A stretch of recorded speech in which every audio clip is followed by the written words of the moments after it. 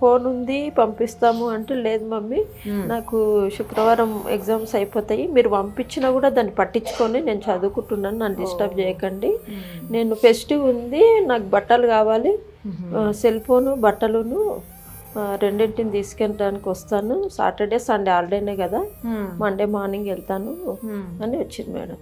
Night శుక్రవారం 10 అయింది అప్పుడు వచ్చింది. సాటర్డే మొత్తం ఐరన్ చేసుకుంది బట్టలన్నీ. పెద్ద బ్యాగ్ నిన్ననే తెచ్చారు మేడం, పెద్ద బ్యాగ్, ఎన్ని బట్టలు. గంట తీసుకురండి ఒక్కసారి. అయ్యో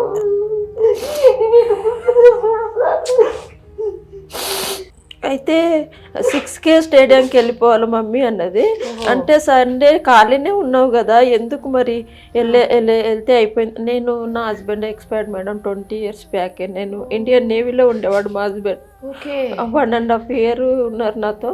అప్పుడు సునామీ వచ్చినప్పుడు మెడ్రాస్లో ఆయన ఎక్స్పైర్డ్. నన్ను ఊర్లోనే ఇచ్చారు. మా అమ్మ వాళ్ళది ఇదే ఊరు, అత్త వాళ్ళది ఇదే ఊరు. ఇంకా తర్వాత ఈ పిల్లలకు కూడా నాన్న లేడు మేడం, అంటే వేరే పెళ్లి చేసుకున్నాడు. సరేలే అని ఇంకా ఈ పిల్లలు చాలా ఇష్టంగా అంటే ఇష్టంగా చూసుకునేదాన్ని. ఎంత పెద్ద బ్యాగ్ సర్ది పెట్టుకుందో.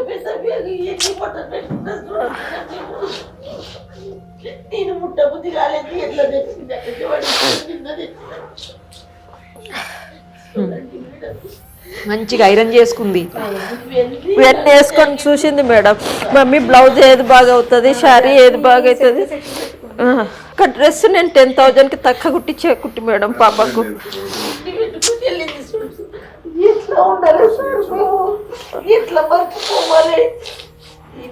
ఇట్లా బ్యాగ్ ఉంచుకొని ఎప్పుడు అంత బ్యాగ్, ఇంత బ్యాగులు మేడం. అంటే చదువు అంటే అంత ఇష్టం. మధ్యప్రదేశ్ ఎందుకమ్మా నాకు